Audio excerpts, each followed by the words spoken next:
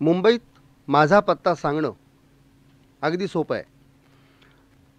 ठाकूरद्वार नाक्याला उभं राहायचं, मेट्रोकडे तोंड करायचं आणि कंटाळा येईपर्यंत चालायचं. दोनदा उजव्या हाताला, तीनदा डाव्या हाताला, पुन्हा थोडंसं सरळ. आणि मग लहानातल्या लहान खोल्यांची जी मोठ्यात मोठी चाळ दिसेल तिथे मी 6व्या मजल्यावर शेवटच्या खोलीत राहतो. आणि दुसरं असं आहे की ही चाळ ओळखणं अगदी सोपं आहे. कोणत्या तरी पावसाळ्यामध्ये ही बया कोसळणार आहे. ती कोसळू नये म्हणून म्युन्सिपाल्टीने तिला ठिकठिकाणी आधाराचे खांब लावलेले आहेत. त्या आधाराच्या खांबांची संख्या एवढी आहे की इमारतीचा मूळचा खांब कुठला आणि आधाराचा कुठला याचा पत्ता लागत नाही. त्या चाळीत मी जीव मुठीत धरून गेले अनेक वर्ष राहतोय. प्रत्येक पावसाळा गेला म्हणजे सुटलो असं म्हणत सुस्कारा सोडतोय. या सगळ्या आयुष्याचा अतिशय कंटाळा आलेला आहे, कारण ह्या चाळीमध्ये गेल्या अनेक वर्षात सनसनाटी असं काही घडलेलंच नाही. बरं, स्वतःची घरातली परिस्थिती सांगावी तर इकडची भिंत यंदा रंगवली तर इकडची भिंत पुढल्या वर्षी रंगवावी अशी घरातली परिस्थिती. तुम्ही ह्या अंगावरच्या कपड्यांवर जाऊ नका. हे मी कुणाकडनं आणलेत नंतर सांगेन. आणि सांगेन म्हणण्यापेक्षा ते गृहस्थ इथे कार्यक्रमाला आलेले आहेत त्यांची ओळखही करून देईन. मला असं वाटतं की ह्या कार्यक्रमाला ते मनापासून दाद देत आहेत, कथा ऐकतायत रसिकतेने, पण तसं नाही. कार्यक्रम संपल्यावर कपडे परत करायचे.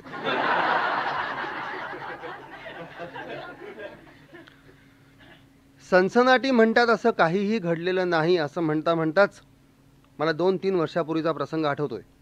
लेल्यांची कुमुद, मॅट्रिकला नापास होणार या भीतीबाई बाईसाहेबांनी झोपेच्या गोळ्या खाल्ल्या. थोडीशी कल्पना आल्याबरोबर वडिलांना सांगितलं. वडिलांनी एका डॉक्टरला बोलावलं, त्यांनी उलटीचा औषध दिलं आणि मामला खालास. म्हणजे काही घडलं नाही. त्या दिवशी मला फार वाईट वाटलो. ही बया मरणार म्हणून मी रजा घेऊन घरी बसलो. पोस्टमार्टम होईल, पोलीसची काळी गाडी येईल आणि पंचनाम्यामध्ये एखादा प्रश्न आपल्याला विचारतील, तुम्ही या मुलीला शेवटची कधी पाहिलीत म्हणून. ते काही घडलं नाही. मग मला फार वाईट वाटलं आणि वाटून गेलं की नंतर जर काही घडणार नसेल तर माणसाला अशी आशा लावून ठेवू नये. म्हणूनच मला जेव्हा वहिदा रहमानचं पत्र आलं तेव्हा चाळीला प्रचंड धक्का बसला. मला फारशी कोणाची पत्र येत नाहीत, त्यामुळे साहजिकच पोस्टमनने तळमजल्यावरच्या एका पोराला विचारलं की रमाकांत लघाटे कुठे राहतात. त्या मुलाने खालून सांगितलं असतं 6व्या मजल्यावरची शेवटची खोली. I can understand. ते पोरगं पोस्टमन बरोबर 6 जिने चढून वर आलं, स्वयंपाकघरात घुसलं, म्हणाला हे लघाटे. सही करून पत्र ताब्यात घेईपर्यंत त्या पोराने पाकिटावरचा वहिदा रहमानचा फोटो पाहिला, तळमजल्यावर बातमी पसरवून दिली, वहिदा रहमानचं लघाट्यानं पत्र आलंय. फॅक्ट होती. मी गप्प बसलो. पहिल्या मजल्यावर बातमी अशी, लव्ह लेटर आहे. दुसऱ्या मजल्यावर बातमी अशी, लव्ह लेटर कसलं, रजिस्टर पार्सल आहे, हातरुमाल पाठवलेत. तिसऱ्या मजल्यावरच्या बाईने तर छातीला हात लावून सांगितलं तिच्या टेरिकॉटचा सूट पाठवलाय. क्रमाक्रमाने सगळी मंडळी आमच्या घरासमोर टेरिकॉटचा सूट, हातरुमाल, प्रेमपत्र, पत्र पाहायला उभी. आता मुंबईसारख्या शहरात एखाद्या माणसाच्या घरासमोर सकाळच्या सुमाराला 50-60 माणसं अचानक उभी राहिली तर बाकीच्यांचा काय समज होईल. त्या भीतीपायी मी गॅलरीमध्ये आलो. समोर नजर टाकली तर समोरच्या चाळीतली माणसं एकमेकांकडे बघून नाही, सकाळी तर दात घासत उभे होते.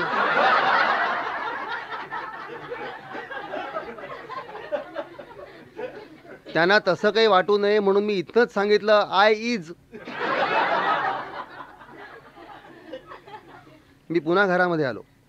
तुम्ही मला आता सहज हा प्रश्न विचाराल की वहिदा रहमानचं तुम्हाला पत्र याचं मुळात कारण काय. कारण काही नाही. तिची माझी ओळख नाही, परिचय नाही, तिला मी लांबून सुद्धा बघितलेली नाही. अरे प्लीज विश्वास ठेवा, माझ्याकडे संशयाने बघू नका. मी हिंदी सिनेमे बघत नाही, मला पडद्यावरच्या नट्या ओळखायला येत नाहीत. पुष्कळ वेळ नाक दिसलं म्हणजे नर्गिस असं मी लहानपणी पाठ केलं होतं, तीही बिचारी गेली. त्यामुळे आता असं आहे की वाक्य अर्धवट सोडल्याला कारण निराळ आहे. पण आता खरं काय ते सांगतो की तुम्ही मला असं म्हणाल की सगळ्या गोष्टी आभाळात न पडतात का. जमिनीचा काही ना काहीतरी आधार असतो. त्याप्रमाणे वहिदा रहमानचं आम्हाला पत्र येणं याला देखील एक छोटासा जमिनीचा आधार होता. माझा एक भाऊ मेकअप खात्यात नोकरीला आहे, कोणत्या तरी सिनेमा कंपनीत. सारख्या कंपन्या बदलतो, त्यामुळे कंपनीचं नाव काही लक्षामध्ये राहत नाही. केव्हा तरी माझ्या घरी 2 दिवस पाहुणा म्हणून आला. त्याच्याकडचं मासिक मी कुतूहल म्हणून चाळत होतो. त्या मासिकात मधल्या पानावरती 10-12 नट्यांचे फोटो छापलेले होते. बरं, हे फोटो तरी संपूर्ण छापावेत, नाही. कुठल्या तरी नटीचं नुसतंच नाक, कुणाचे तरी डोळे, कुणाचा असा कानाचा भाग, असे निरनिराळ्या नट्यांचे अवयव, म्हणजे गळ्याच्या वरचे.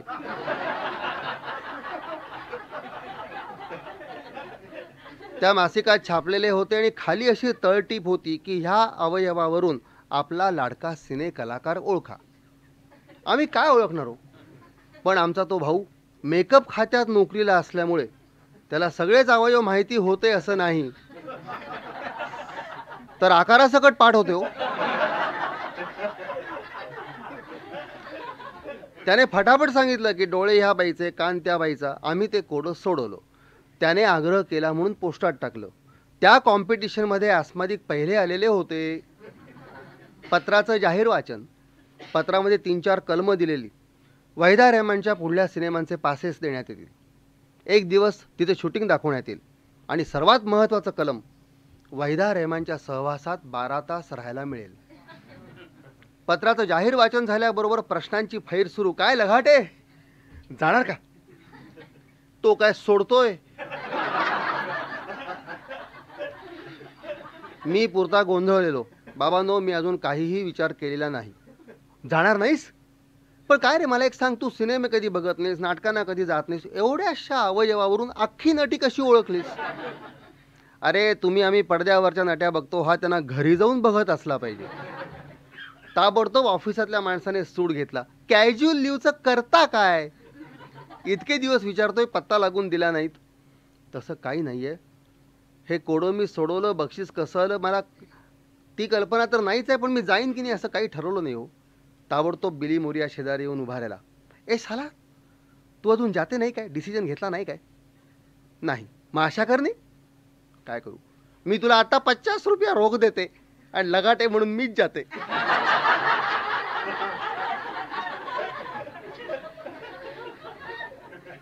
बायकोने पाठीमागून शर्ट ओढला.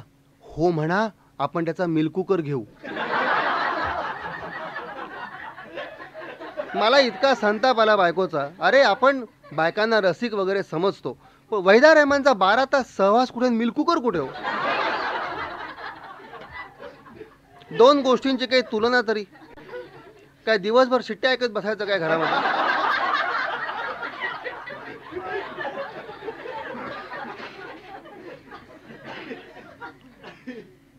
बराच वेळ माझ्या फिरक्या घेऊन मंडळी निघून गेली. मी घरात आलो आणि नंतर वहिदा रहमानच्या घरी जायचं म्हणून मी तयारी करायला सुरुवात केली. तयारी म्हणजे काय काय करावं लागलं असेल. मुळात बुटांची अवस्था बघवत नव्हती. सोल हिल बसवण्यात 10 रुपये गेले. पॉलिशची डबी घरी आणली. पायमोजे घेतले. हातरुमाल, ते काय युडी कोलन का काय म्हणतात, तो परफ्यूम घेतला. आणि तुमचा विश्वास बसणार नाही, एक पांढरा स्वच्छ गंजी फ्रॉक सुद्धा घेतला. नाही, समजा दुपारी तिथे उकडलं, अंगातला शर्ट काढायची पाळी आलीच, तर आतला गंजी फ्रॉक बाहेरच्या शर्ट इतका स्वच्छ पाहिजे. या मुंबईत घामाने कपडे किती पटकन पिवळे पडतात तुम्हाला कल्पना आहे? प्रॅक्टिकल डिफिकल्टी आहे म्हणून तुम्हाला मी हे सांगितलं. त्याशिवाय आठवतील त्या गोष्टी मी घेतच होतो. 3-4 दिवस मध्ये गेले असतील. संध्याकाळचा कामावरनं घरी आलो. आमचं बाहेरचं एवढंसं टेबल 200-300 वह्यांनी भरलेलं. रमा, वह्या कुणाच्या आहेत? चाळीतल्या मुलांच्या. कशा करता? ती तुमची वहिदा, तिची सही हवी आहे. या किती आहेत? 250. तू कशालाही जबाबदारी घेतलीस? अगं, दिवसभर ती काय सह्या करत बसणार आहे का? मग काय तुमच्या मांडीवर बसणार आहे? मी मुद्दाम म्हटलं, बघू तिला काय काय जमतं ते. पण एकूण घरामध्ये हा असा सूर होता. खाजगी गोष्टी सांगू नयेत, पण सगळंच सांगायला सुरुवात केल्यामुळे हेही सांगतो. ज्या दिवशी आमच्या घरात ते पत्र आलं आणि माझा जाण्याकडे कल आहे हे बायकोला समजलं, त्या दिवसापासून आमची गादी गॅलरीत आहे हो.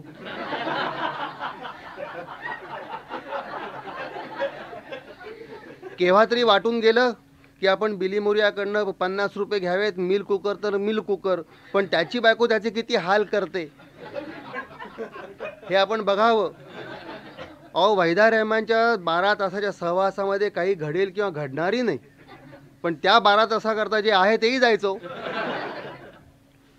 एवढ्यात हा सगळा विचार चालू असताना दरवाजात गोडबोले उभे. इकडे या. 4 दिवस तुमची धावपळ बघतोय, काय विचार केलात? गोडबोले धावपळ करतोय खरी, पण माझे खरे प्रॉब्लेम्स कोणालाच समजलेले नाही आहेत. का?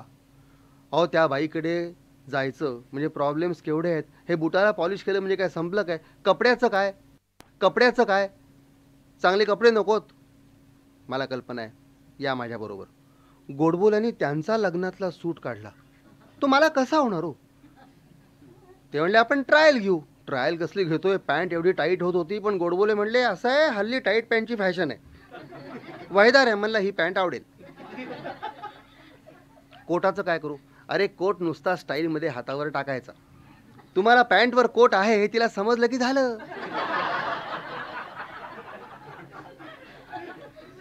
4 दिवस मी देखील विचार करण्यामध्ये घालवले, तुम्हाला ही सुटाची ऑफर द्यावी की नाही ह्याकरता. पण शेवटी विचार केला, तुम्ही आपलेच आहात, काही बिघडत नाही, ताबडतोब ड्राय क्लिनिंगला द्या, तुमचं 10 रुपयात काम होईल. घरात आल्याबरोबर बायकोच्या अंगावर मी कपडे भिरकावले, रमा ताबडतोब ह्याला ड्राय क्लिनिंग व्हायला हवं. आणि त्यानंतर आमची हीच पळापळ. पण मला वहिदा रहमानच्या घरी जायचा चान्स मिळालाय म्हटल्यावर चाळीतल्या मंडळींना केवढा उत्साह आलेला हो. मला पार्ट्या काय सुरू झाल्या. अहो, एक दोघांनी मला केळवण केलं हो.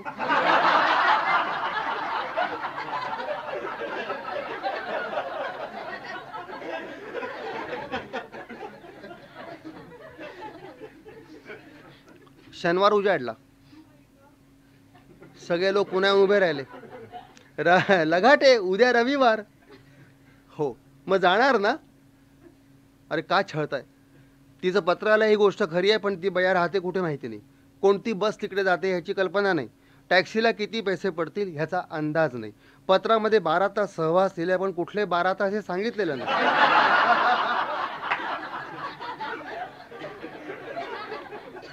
जाऊ दे हो, तुम्हाला जशी काळजी लागलेली आहे की वहिदा रहमानचा सहवास कधी घडेल, त्याप्रमाणे वहिदा रहमान देखील म्हणत असेल लगाटे कधी येतील म्हणून. अहो, हे कौतुक आहे का टोमणा आहे हेच कळे ना. खरं म्हणजे आपण लगाट्यांचा फार मोठ्या प्रमाणावरती सत्कार केला पाहिजे. सत्कार म्हटल्यानंतर मी दणकलो, म्हणलं असं असला काहीतरी खुळचटपणा करू नका. तेवढ्यात दुसरा आवाज, सत्कार लगाट्यांचा नको, त्यांच्या बायकोचा करा. का? आम्हाला जर ही संधी मिळाली असती तर पत्र वाचून बायकोने 6व्या मजल्यावरनं खाली ढकलून दिलं असतं. त्या माणसाकडे पाहत मी सरळ सरळ त्याला म्हटलं, घाटे, वहिनींची नालस्ती करू नका. त्या किती ज्याला आपण सोशल म्हणू, अहो कसलं काय हो, जोपर्यंत संधी मिळत नाही तोपर्यंत बायका सोशल असतात. तुम्हाला माहिती आहे का, बायसेप गेले 4 दिवस आमच्याशी बोलत नाही आहेत. का? त्यांना स्वप्न पडलं तुमच्याऐवजी मी तिच्याकडे गेलोय म्हणून. सकाळी म्हणते कशी, वा छान, माझ्या देखत वहिदा रहमानला ती चिकटून बसला होतात. कधी? स्वप्नात पाहिलं मी. बाई ग, तुला पडलेलं स्वप्न, त्यात मी तिला चिकटून बसलो होतो म्हणून माझ्याशी आबोला. मग मला पडलेल्या स्वप्नात चिकटून बसता, तुम्हाला पडणाऱ्या स्वप्नात काय करत असा?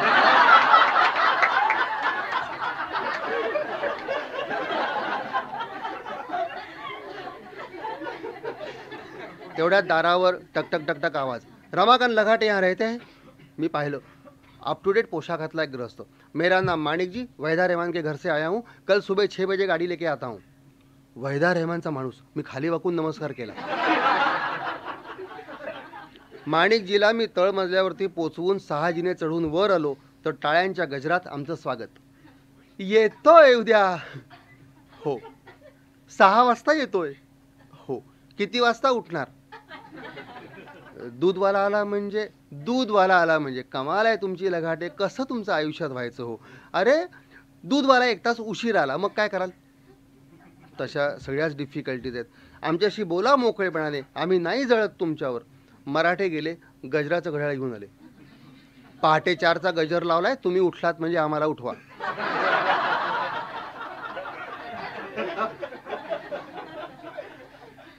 मराठ्यांचं पाऊल घराच्या बाहेर पडल्याबरोबर घाटे गजराचं घड्याळ. घाटे साहेब, मराठ्यांनी मला त्यांचं घड्याळ दिलेलं आहे. सालं त्याचं कसलं घड्याळ? पहाटे 4चा गजर संध्याकाळी 4ला होतो. त्यांनी घड्याळ ठेवलं. अहो, जेवण करून मी बाहेर येईपर्यंत आमचं बाहेरचं टेबल 15-16 गजरांच्या घड्याळांनी भरलं. मी कुणाचं मन दुखवणार? अरे पण माझं काय? रात्रभर त्या घड्याळांनी मला झोपून दिलं नाही हो. अरे दर 15 मिनिटांनी कोणत्या तरी घड्याळाचा गजर व्हायचा, आणि एवढं करून पहाटे 4ला एकाही घड्याळाचा गजर झाला नाही. मी आपला बाई दूध असं म्हटल्यावर जागा झालो. बाईसाहेबांनी दूध घेतलं. त्यावेळेला दार उघडलं गेलं म्हणून मला आत जायला मिळालं. सतरंजी एक वळकटी अशी गुंढाळून मी आत आलो. कॉटवरती वळकटी टाकली, बसून राहिलो नुसता. अजून डोक्यात संभ्रम. खरंच माझ्या आयुष्यामध्ये हा असा दिवस उगवलाय? मी वैदारेमांच्या घरी जाणार आहे. तिथे वातावरण कसं असेल, ती आपल्याशी काय बोलेल, कसं वागेल. आणि एवढ्यात आवाज आला म्हणून वळून पाहिलं तर रमा माझ्या बुटांना पॉलिश करत होती. ते पाहिल्यानंतर मात्र मी इतका बेचैन झालो की मी 8 दिवस फक्त माझ्या सुखाचा विचार केला. मी तिच्या घरी जातोय म्हटल्यानंतर ह्या बाईच्या मनात काय वादळ घोंघावत असतील ह्याचा मी विचारही केला नाही. तिच्या मनस्थितीकडे मी लक्ष दिलं नाही. आणि आता ती माझ्या बुटांना पॉलिश करते. 8 दिवस माझ्याशी बोलत नाही पण सगळी कामं करते. मला इतकं चोरट्यासारखं झालं. अंगावरचं पांघरून मी झुगारून दिलं. तिच्या अंगावर धावून गेलो. रमा, मला लाजवतेस का? बुटांना पॉलिश तू करतेस? हे पहा, तुम्हाला जायचंय ना तिच्याकडे?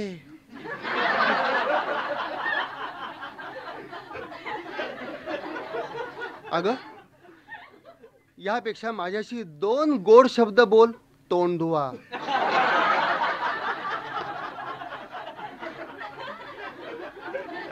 तोंड धुतल्यावर चहा, चहा दिल्यावर दाढीचं पाणी, आंघोळीचं पाणी. आंघोळ करून बाहेर आलो.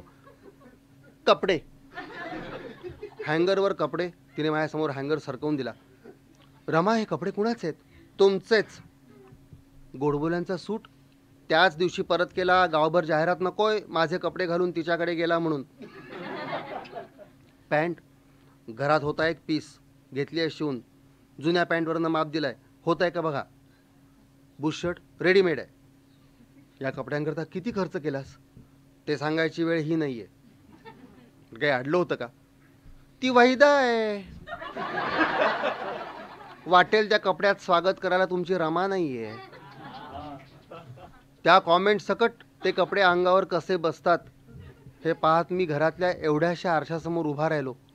तो आरसा हातामध्ये घेऊन असा तिरका वाकडा करत कपडे कसे होत आहेत ते पाहिलं. तेवढ्यात बाईसाहेब शेजारी येऊन उभ्या राहिल्या. 2 गोष्टी बोलून ठेवायच्यात, बोलू का? सांग ना. रागवाल म्हणून कधी बोलायची थांबलीस का तू? तसं नाही, या कपड्यावर काही सांडू नका.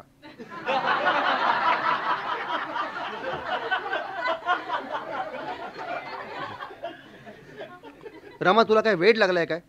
मला हे सांगायचं नव्हतंच. सांगायची गोष्ट खरी पुढेच आहे. सांग ना. काही नाही, तिथे नीट वागा म्हणजे झालं.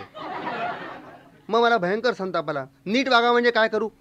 काही करू नका हेच सांगायला आली आहे.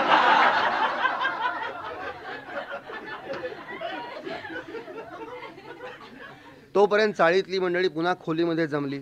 1-2घांनी मला हार घातले. एकाने फोटो काढला. 6च्या सुमाराला माणिकजी इंपाला घेऊन आला.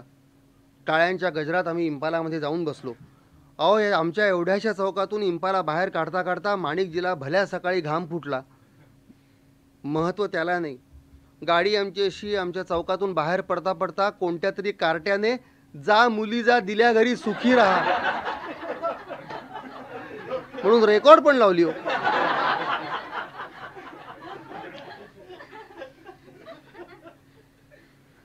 वैदारेमांच्या पोर्चमध्ये इंपाला जेव्हा उभी राहिली तेव्हा ते वैभव मी पाहत राहिलो. काय बघावं, काय बघू नये. नजरबंदी. बालकवींच्या कवितेमध्ये वर्णन करतात तसे हिरवे हिरवे गालीचे पसरलेले. संगमरवरी इमारत, छान गुळगुळीत पायऱ्या, काचेचे सरकते दरवाजे, त्याच्या मागून सोडलेले नायलॉनचे पडदे. दिवाणखान्याच्या दरवाजाशी मी उभा राहिलो. पायामध्ये पॉलिश केलेले बूट असून देखील कार्पेटला पाय लावायची हिंमत नाही. मी कार्पेटच्या काठाकाठाने चालत सर्वात शेवटी एक खुर्ची ठेवली, त्यावर कोसळलो. लखलखाट करणारं फर्निचर. अहो, पॉलिश केलेल्या फर्निचरमध्ये मला माझा चेहरा जेवढा स्पष्ट दिसला तेवढा सकाळी घरच्या आरशात दिसला नव्हता. कडकडीत पोशाखाचा वेटरने समोर ट्रे आणून ठेवला. बघत राहिलो, ह्यातलं आधी काय खातात नंतर काय खातात. एका बाउलमध्ये फ्रीजमधले लोणी, म्हणजे लोण्याचे तुकडे कडक झालेले. आता हे कडक लोणी ब्रेडला नीट लागत नाही हे वहिदा रेहमानला मी सांगायचं का?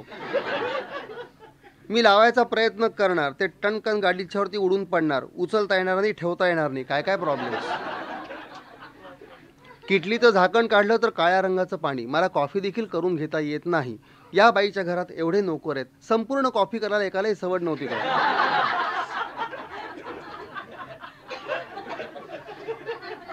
या मोठमोठ्या हॉटेलामध्ये आपण जायचं आणि निम्म काम तिथे आपणच करायचं. शेवटी मी दिवाणखान्याला संपूर्ण एक चक्कर मारली. कुणी बघत नाही ना खात्री करून घेतली. लोणी बिणी खाण्याचा नाद सोडून दिला. किटलीतलं काळ्या रंगाचं कॉफीचं पाणी एक कपभर तसंच प्यालो. वर थोडंसं दूध प्यालो आणि सर्वात शेवटी 2 चमचे साखर खाल्ली.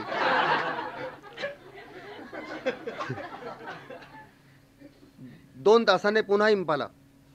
माणिकजी समोर उभा राहिला. आणखीन एक गृहस्थ गाडीतून खाली उतरला. आता ह्या बाईच्या घरामध्ये प्रोड्युसर कोण, डायरेक्टर कोण काही पत्ता लागायचा नाही. नमस्कार केलेला बरा. मी नमस्कार केला, त्याला वाटलं मीही कुणीतरी आहे, त्याने नमस्कार केला. तो समोरून बसल्यानंतर ताबडतोब ट्रे आला. त्या माणसाने सटासट क्रमशः सगळ्या गोष्टी खाल्ल्यावर नंतर आम्हाला कळलं की मी मगाशी कसं खायला पाहिजे होतं. पण आपल्याला असं काही म्हणता येतं का की मला एक स्लाइस द्या म्हणून? नाही. त्या क्षणी आयुष्यातला एक शब्द मला फार मोठा अर्थ शिकवून गेला, ज्याला आपण एटिकेट्स म्हणतो, मॅनर्स म्हणतो. ह्याचा खरा अर्थ काय किंवा व्हॉट इज संस्कृती? तर संस्कृती म्हणजे एकच, जो माणूस स्वतःचे मॅक्झिमम हाल करून घेऊ शकतो तो संस्कृतीवाला. ट्रे घेऊन वेटर निघून गेला आणि हिंदी भाषेतले सगळे चांगले शब्द एकत्र करत त्यातले 2 शब्द वापरत मी त्याला म्हटलं, आपका शुभ नाम? मेरा नाम तांबे. तांबे म्हणजे मराठी माणूस, बिलकुल भेसळ नसलेला मराठी माणूस. तांबे, तुम्ही आता इथे कसे? हाच प्रश्न विचारायची इतका वाट पाहत होतो. नाही सांगा ना. आणि तांबे म्हणजे आता आम्हाला एकच तांबे माहिती हो. मी त्याला म्हटलं, तांबे तुमचा गाद्यांचा कारखाना आहे का? आम्ही त्याच्या अगोदरची सोय करतो.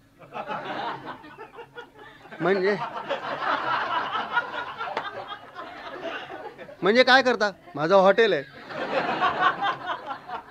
हॉटेल आहे म्हटल्यावर ह्या माणसाने सगळ्या गोष्टी क्रमशः कशा खाल्ल्या ह्याची मला कल्पना आली.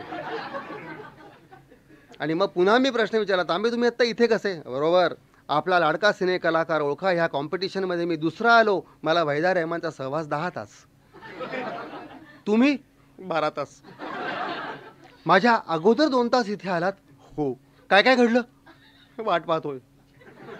पुन्हा 2 तासाने इंपाला. आणखीन एक गृहस्थ खाली उतरला. आता मी दोघांची काय असेल ते ओळखलं. आम्ही 2 जण आपण त्या समोर जाऊन उभे राहिलो. तांबे म्हटले 10 तास, मी म्हटलं 12 तास, तो म्हटला 8 तास. जेवायला बसताना मुद्दाम तांब्यांच्या जवळ बसलो. तांबे जसं जेवतील तसं आपण जेवायचं. पण त्यावेळेला कळलं की आपल्याला कोणतीच नक्कल करता येत नाही.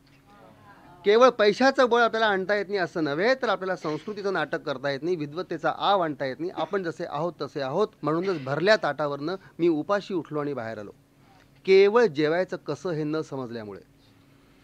क्षणभर डोळा लागला. त्या क्षणभरच्या झोपेत आम्हाला काय दिसावं? झोपेत सुद्धा वहिदा रेहमान नाही, 200 वह्या. फटकन जागा झालो. तांबे शांतपणे बसले होते. काय हो, झोपलात काय, उठलात काय? तांबे, ही बया भेटेल न भेटेल, पण माझी सगळी अब्रू या 200 वह्यांच्या मध्ये. तिची सही हवी आहे. एवढंच ना? काळजी करू नका, 100 वह्या तुम्ही घ्या, 100 वह्या मी घेतो. सह्या करून टाकू. तिची खरी सही कुणी बघितली आहे? वा वा तांबे, ह्याच्यासाठी गल्ल्यावरच डोकं लागतं. आम्ही फटाफट सह्या केल्या. तो 8 तासवाला जेवण उकळून निघून गेला. आता करायचं काय पुढे? तांब्यांनी खिशातनं पत्ते काढले. चला डाव टाकूया. मला हे आयुष्यात जमलं नाही. मी पत्त्यांना कधी हात लावलेला नाही. एवढंच ना? वैदा रेहमानच्या घरी कधी येणार होतात हे कोणी सांगितलं होतं तुम्हाला आयुष्यात?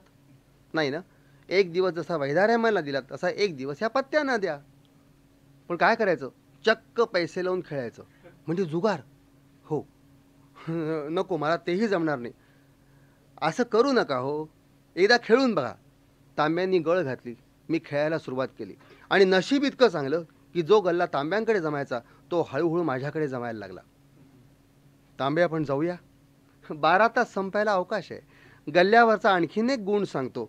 शेवटच्या क्षणापर्यंत कॅश येत असते. म्हणूनच आयुष्यातला कोणता क्षण कॅश होईल हे सांगता येत नाही. शेवटपर्यंत वाट पाहायची. उपयोग काहीच झाला नाही. पुन्हा इम्पाला आली. मी भाग्यवान क्रमांक 1 म्हणून मला इम्पाला न्यायला सर्वात शेवटी आली. पुन्हा एकदा पाटोळ्यांच्या चाळीने 200 वह्या अस्मादिक माणिकजी इम्पाला यांचं स्वागत केलं. मजल्यावरच्या मुलांनी वह्या ओळखून घरामध्ये पोबारा केला. मी माझ्या घरापाशी आलो. पुन्हा 50-60 माणसं वाट पाहत उभी होती आणि भिरभिरत प्रश्न आला, काय काय घडलं दिवसभर? काय सांगणार? जे घडलंय ते सांगण्यासारखं नव्हतं. त्याऐवजी काय सांगायचं ह्याकरता प्रतिभा नव्हती. तरी देखील सगळ्यांच्या नजरा एकदा बघितल्या. क्षणभर डोळे मिटून घेतले. त्याचाही काही लोकांनी गैरसमज करून घेतला. पहा तो किती दमलाय, त्याला बोलवत नाहीये.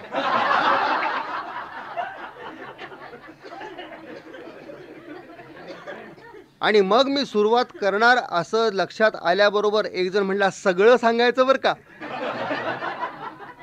होय, सगळं सांगणार आहे. सकाळपासून सुरुवात करतो. अरे, सकाळी 6च्या सुमाराला आमची इम्पाला जेव्हा वैदा रेहमानच्या पोर्समध्ये उभी राहिली तेव्हा ती आसमानातली परी, साक्षात गंधर्व कन्या, स्वर्गलोक सोडून माझ्या स्वागताकरता संगमरोरी पायऱ्यांच्यावरती माझी वाट पाहत उभी होती. मंद पदन्यास करत ती पुढे आली. तिने गाडीचा दरवाजा उघडला. तिचा नाजूक कोमल हात तिने पुढे केला. तो हात आम्ही हातामध्ये घेतला. गाडीतून मी खाली उतरलो. तिच्यासारखा पदन्यास करायचा प्रयत्न करत करत, आमचा कसला पदन्यास, तिच्या पायात आपला पाय अडकू नये ही काळजी. 4 पायऱ्या चढून वर आलो. ती म्हणली, तुम्ही दमला असाल. मी म्हटलं हो. मला दमायला काय झालं होतं? पण तिने माझी अवस्था ओळखली होती. ती म्हणली, माझ्या घरी येताना प्रत्येक माणसाचं हे असंच होतं. अहो, सिनेमा व्यवसायातली माणसं देखील गांगरून जातात. मग तुमची तर काय कथा. पण मुळीच घाबरू नका. आज तुमच्या सेवेमध्ये मी संपूर्ण दिवस दिलेला आहे. एकही अपॉइंटमेंट नाही, पिक्चर नाही, शूटिंग नाही, काही नाही. हां, दिवसभर तुमच्या पायाशी मी आहे. हातपाय धुवून घेऊया का? चालेल. तुम्हाला गरम पाणी देऊ का गार पाणी देऊ? आम्ही बाथरूमकडे निघालो. आता सगळ्या गोष्टी मी क्रमशः सांगत होतो. मध्ये बोलायचं कोणाचं काही अडलं होतं का? एक प्रश्नाला, अहो वैदा रेहमान तुमच्याशी मराठीतनं बोलली का? तो खवचट प्रश्न ऐकल्याबरोबर मी ओळखलं, सदाशिव पेठ, पुणे.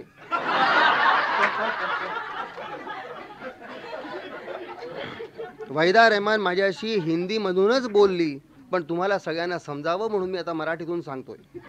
पण हा एवढा विलंब आमच्या बिली मोरियाला सहन झाला नाही. तो तल्लीन झाला होता. तो एकदम ओरडला, अरे त्याला डिस्टर्ब करू नको, तो बाथरूमकडे निघालाय.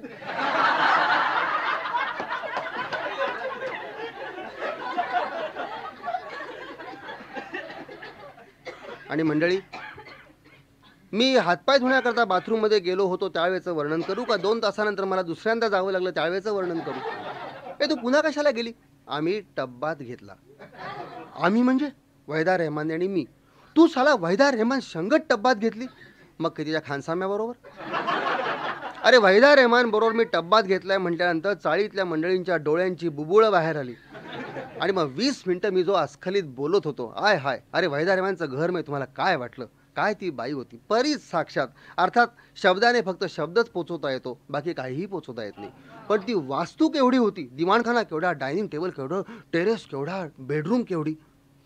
अर्ध्या तासानंतर मंडळी निघून गेली आणि स्वयंपाकघरातून बाणासारखा प्रश्न आला, जेवणार आहात का?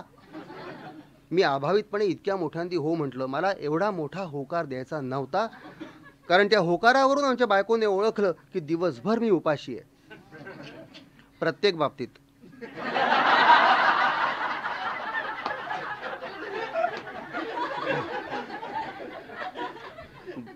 घरचं पिठलं भात किती सुमधुर लागतो हे नवं प्रत्यंतर. भराभरा जेवलो, बाहेर आलो. बायको देखील एक एक दिवे बंद करत, एक एक म्हणजे दोनच आहेत, पलंगावर माझ्या शेजारी येऊन बसली. बसण्याच्या पद्धतीवरनं मी ओळखलं की हिचं आणि खोलीचं टेम्परेचर काय आहे. रमा, रागावलीस ना? हो. जवळ कशी आलीस? जाब विचारायचा म्हणून. माझं काय चुकलं? काही तारतम्य? 40 नंतर राहायचं आहे ना? वाटेल ते सांगत होतात. काय सांगायचं काय सांगायचं नाही, काही विचार पाठीमागे मी आहे ह्याचा तरी. माझं चुकलं. मग सांगायलाच पाहिजे केव्हा तरी हे. पण रमा, माझं ऐकून घे ना. माझा सूर बदलला, तो तिने ओळखला. ती आणखीन जवळ आली. रमाकांत, पहिल्यांदा मलाही सगळं खरं वाटलं, पण तू जेव्हा म्हणालास ना की तिचा हातरुमाल देखील 3 फूट बाय 3 फूट होता, मी अंधारात जीभ चावली. पण तुम्हाला मी पहिल्यांदा सांगितलं, मी सिनेमे बघत नाही. वैभव कशाशी खातात आम्हाला माहिती नाही. श्रीमंती आम्ही लांबून बघितलेली नाही. मोठ्या लोकांच्या घरी कधी गेलेलो नाही. आमचं घर कसं हेही तुम्हाला सांगितलं. आम्हाला एवढंच माहिती होतं की श्रीमंतांचं सगळं मोठं असतं, म्हणजे त्यांचा ड्रॉइंग हॉल मोठा असतो, टेबल मोठं असतं असं. मग वैदारेवांचा हातरुमाल देखील एवढासा कसा असेल? तोही चांगला 3 फूट बाय 3 फूट. रमा म्हणते मला, अहो 3 फूट बाय 3 फूट असायला तो टेबल क्लॉथ होता का हो? रमा, दिवा लाव, तुला मी सगळं सांगतो. तिने दिवा लावला. त्या प्रकाशाचा मला आधार वाटला. रमा, दिवसभर तिथे काही घडलं नाही ग. तुमच्या हातनं काय घडणार आहे म्हणून तर जा म्हटलं. वैदा रहमान मला दिसली सुद्धा नाही. मग काय केलं? आणि इतका वेळ तिच्यापासून आणि तुमच्यापासून लपवून ठेवलेली एक गोष्ट. पत्त्यामध्ये कधी नव्हत प्लस झालं होतं, पैसे जमले होते. सुरेख साडी घेतलेली तिच्या हातामध्ये ठेवली. ती चक्रावून गेली साडीचा पोत बघून. किती पैसे घालवलेत विचारू नकोस. काही अडलं होतं? डॉक्टरचं बिल ह्याच महिन्यात आलं आहे, काही कल्पना? अरे, आमचे हिशोबे असेच असतात.